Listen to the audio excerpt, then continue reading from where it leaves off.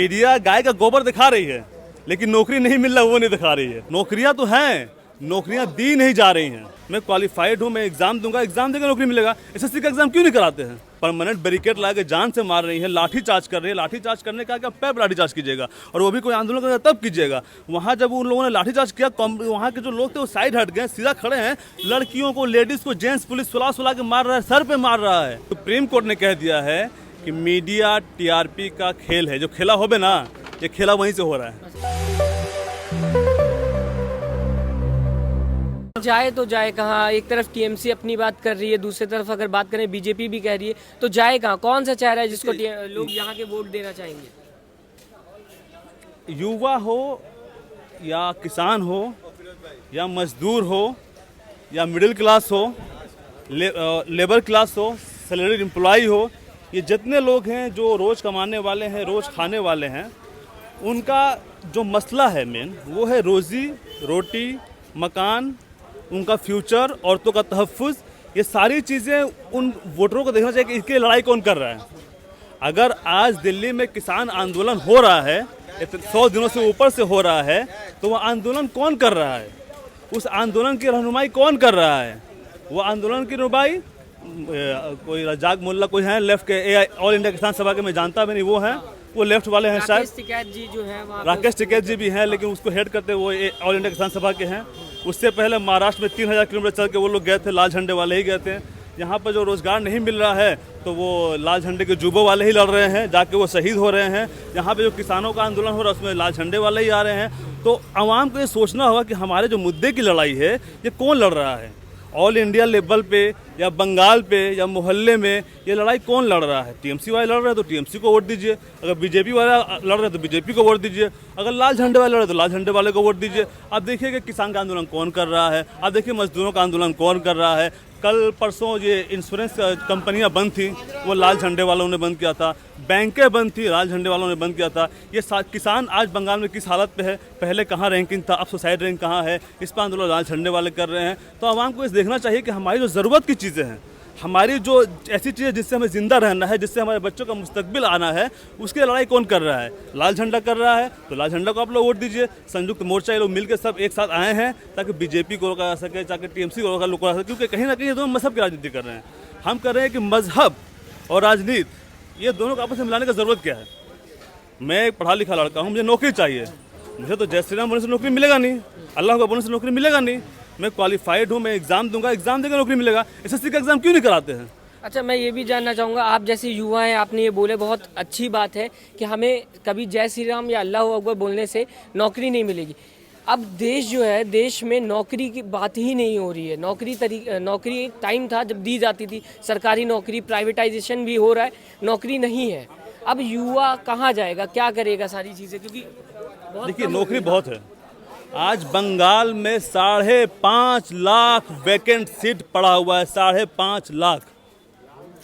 क्यों नहीं भरा जा रहा है? नौकरियां तो हैं, नौकरियां दी नहीं जा रही हैं। क्लब पड़ा बनाया जा रहा है, उनको 10,000 रुपया दिया रहा है, तुम नौकरी मत मांगो, तुम क्लब चलाओ। नौकरियां बहुत पड़ी हुई हैं। कॉर्पोरेशन में 27,000 नौकरियां पड़ा हुआ है। कॉर्पोरेशन में, एक कलकत्ता म्यूनसिपल कॉर्पोरेशन में 27,000 नौकरी पड़ी हुई है। क्यों नहीं दी जा रही नौकरी? नौकरियां हैं, नौकरियां नहीं दिया जा रहा। जब आप नौकरी मांगने जा रहे हैं ना, जय श्री राम बोलचे। जब आप नौकरी मांगने जा रहे हैं ना, अल्लाह अकबर बोलचे। जब आप नौकरी मांगने जा रहे हैं, राम मंदिर। जब आप नौकरी मांगने जा रहे हैं, बाबरी मस्जिद। इस तरह से आदमी का मिजाज, लोगों का मिजाज तब्दील किया जा रहा है। क्योंकि देखिए जहनियत में मजहब एक ऐसा चीज़ है जो दिल के बहुत करीब होता है लोगों के। बंगाल का युवा क्या सोचता है इस चीज़ को लेके? बंगाल के युवा के मन की बात क्या है? क्या बंगाल को उन्होंने दिखा दिया।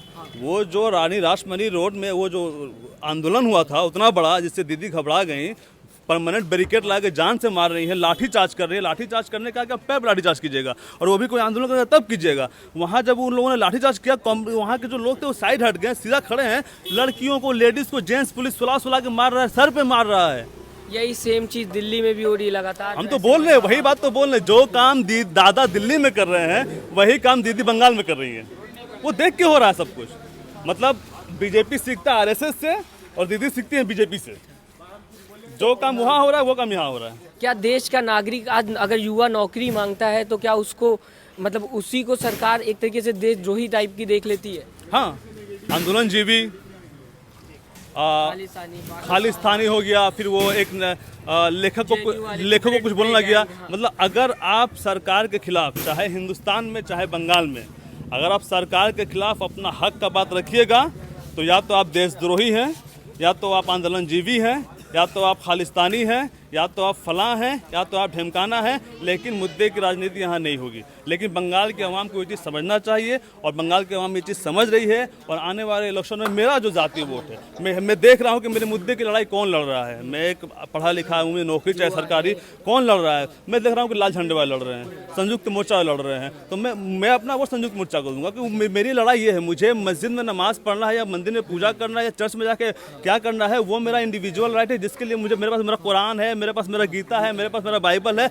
उससे मैं देख लूँगा। मुझे टीएमसी, बीजेपी, सीपीएम ये सब तो नहीं सीखना है कि मुझे हमें क्या करना है। मुझे पता है आपको सरकार में चुना गया है ताकि आप हर कुछ का ध्यान रखें, रास्ते का, आदमी का, किसान का, मजदूर का, इसलिए आपको चुना गया है। और आप वही काम कीजिए। आप हमें अल्लाह को जैसे मत सिखाइए, मुद्दे की राजनीति कीजिए आप। मजहबी राजनीति इसका कोई मसले का हल नहीं है। मजहबी राजनीति से एक ही मसले का हल है कि आवाम आपस में बटा हुआ होगा और आप अपना जितना घोटाला घपला करना होगा, चाहे दिल्ली में चाहे बंगाल में, वो आप कीजिएगा। चाहे चावल का चोली करें। राजनीति कैसी हो गई आपके हिसाब से? जो राजनीति होनी चाहिए, जो राजनीति चल रही है इस समय देश में, वो किस तरीके की है? देखिए, जो मीडिया है, जैसे कि आप लोग हैं, खैर आप लोगों पर सोशल मीडिया का कानून बन गया है, वो भी एक पास हो गया आप लोगों पर कानून, कि आप लोगों को एक ग्रिप बनाया जाए। क्योंकि इस तरह से रास्ते में खड़ा होकर जी न्यूज़ वाले नहीं आएंगे, वो सूट बूट वाले नहीं आएंगे।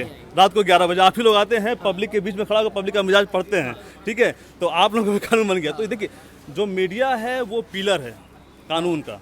तो मीडिया एक मीडियम है सरकार और आवाम के बीच का। उस मीडिया को 95% रिलायंस ने कब्जा कर लिया है। और रिलायंस है अंबानी साहब का, अंबानी है मोदी साहब के। उसी तरह से चल रहा है। जो वो लोग बोल रहे हैं, पब्लिक को ही समझ, पब्लिक तो नहीं देखने जा रही है कि अयोध्या में क्या हुआ, पब्लिक तो नहीं देखने जा रही है कि फलानी जगह क्या हुआ, 200 किलोमीटर क्या हुआ। आप जो बताएंगे वही हम जानेंगे। तो आप हमको बता रहे हैं कि वहाँ पे हिंदू मुसलमान हुआ, हम वही चीज़ हमारे अंदर पनप रहा है। अभी ये रिपब्लिक टीवी वाले आए हैं, मैं नाम लेके बोल रहा हूँ, वो कई साल पुराना एक न्यूज़ ला के दिखा रहे हैं कि मुसलमानों का प्रैक्टिस हो रहा है। खैर, किसी के लिए भी, चाहे वो टीएमसी के लिए बोल रहे हो चाहे सीपीएम के लिए, किसी भी पार्टी का मजहब से जोड़ना, किसी भी संगठन के तो जरिए, ये एकदम ही गलत। उसी तरह रिपब्लिक टीवी कर रहा है, सांप्रदायिकता को फैला रहा है। क्या लगता है आपको कि क्या आज जो देश में न्यूज़ चैनल्स हैं उसमें न्यूज़ दिखाई जाती है? क्या न्यूज़ बची है? क्योंकि लगातार डिबेट होना, एक तरफ हिंदू को बैठाल देना, एक तरफ मुसलमान को बैठाल देना और 1 घंटे तक प्रोग्राम चलाना, क्या आपको लगता है कि न्यूज़ चैनल्स में अब न्यूज़ बची? देखिए, मैं तो एक बहुत आम इंसान हूँ। इसमें माननीय सुप्रीम कोर्ट ने कह दिया है कि मीडिया टीआरपी का खेल है। जो खेला होवे ना, ये खेला वहीं से हो रहा है, टीआरपी का खेला है सब। कोई न्यूज़ से मतलब नहीं है। क्या अगर लोग देख रहे हैं कि गाय के गोबर से सोना निकल रहा है तो मीडिया वही चला रहा है। मीडिया की जो जिम्मेदारी है कि भाई जो सच है वो लाया जाए, चाहे वो सही हो चाहे गलत हो। मीडिया गाय का गोबर दिखा रही है लेकिन नौकरी नहीं मिल रहा, वो नहीं दिखा रही है। मीडिया गाय का पेशाब दिखा रही है लेकिन लोग किसान 100 दिन से वहाँ मर रहे हैं, वो नहीं दिखा रही है। तो मीडिया का पूरा खरीदा जा चुका है और मीडिया मैनिपुलेट कर रही है लोगों को। लेकिन लोग कितने दिन मैनिपुलेट होंगे? 1 दिन, 2 दिन, 1 साल, 2 साल, 3 साल। लेकिन जब लोगों को समझ में आया कि हमारी भूख खाना से मरेगा, हमारा गाड़ी तेल से चलेगा, हमें सब्जी खरीदने दुकान पे जाना पड़ेगा, मस्जिद मंदिर में नहीं, उस दिन आवाम जागरूक हो जाएगी। और उस दिन आवाम ऐसे बीजेपी और टीएमसी जो मजहबी राजनीति करते हैं उससे समझ जाएगी कि उससे हमको लड़ा रहे हैं। क्योंकि बीजेपी टीएमसी करने से मेरे बच्चे को नौकरी नहीं मिलेगी।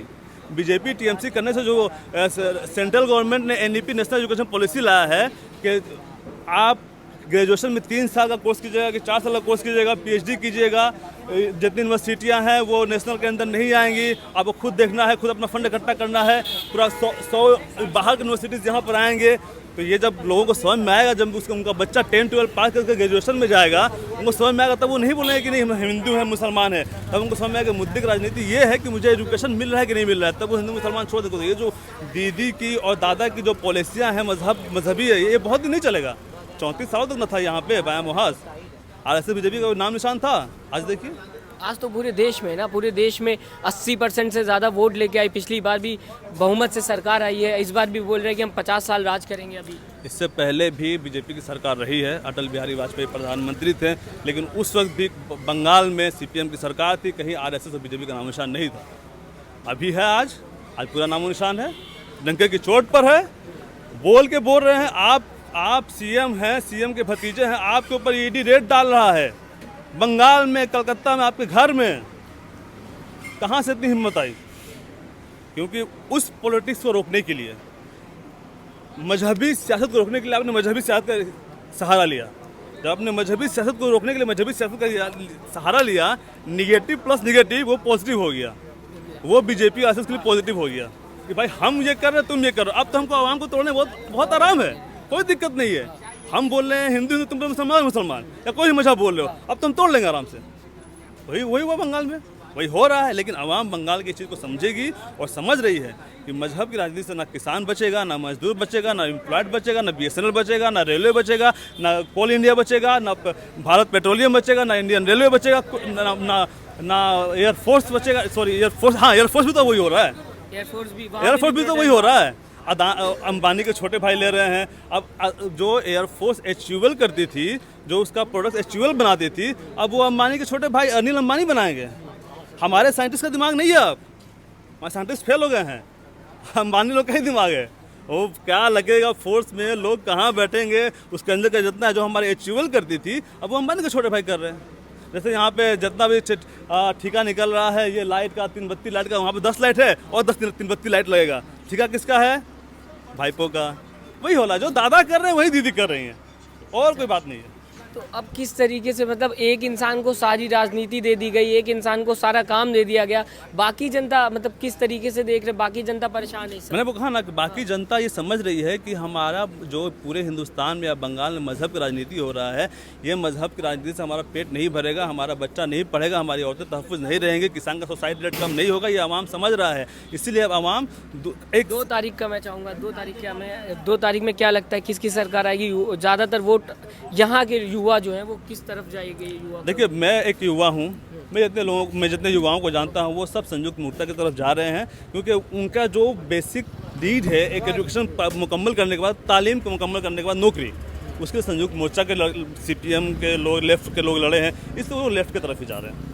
बहुत बहुत शुक्रिया। तो लगातार देख रहे हैं आप कि जो लोग हैं कोलकाता के, वो ये कह रहे हैं कि बीजेपी जो अभी तक कह रही थी, जो उन्होंने दावे थे वो पूरे नहीं हुए, चाहे 15 लाख की बात कर ले, चाहे बिहार में नौकरी की बात कर ली जाए, तो यही बात हो रही है। जब वहाँ पे नहीं मिली नौकरी तो यहाँ कैसे मिलेगी? और डेवलपमेंट की बात करेंगे तो ये भी कहा जा रहा है कि ममता बनर्जी भी अभी तक ठीक से काम जो चल रहा था, ज़्यादा अच्छा काम नहीं हुआ। तो जो 2 तारीख को ही ये पता चलेगा कि किसके तरफ जो लोगों का वोट है वो जाएगा, कौन जीतेगा, कौन हारेगा। अगर ये वीडियो आपको अच्छी लगी, इससे ज़्यादा से ज़्यादा शेयर करें, चैनल को सब्सक्राइब करना ना भूलें। नमस्कार। चैनल को लाइक, शेयर एंड सब्सक्राइब करें और बेल आइकन दबाना ना भूलें।